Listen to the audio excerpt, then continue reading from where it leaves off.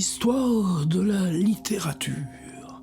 En 1911, en 1913, Nathalie Sarraute a 11 ans, 13 ans. Et sa jeune sœur.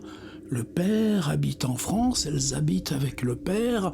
La mère, elle est devenue écrivain pour enfants. Il faut bien faire bouillir la marmite.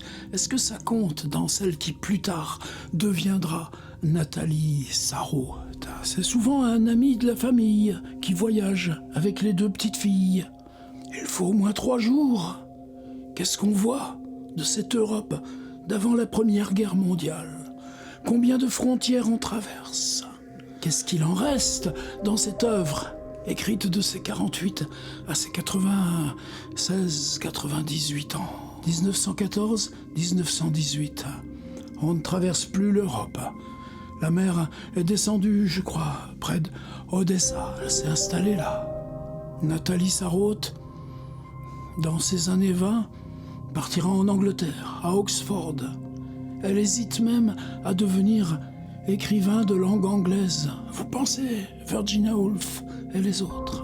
Et si ce qui nous attache à un ou une auteur, c'était justement l'énigme de cette fabrique en soi, d'où on exerce la littérature, par tout ce qui n'y intervient pas.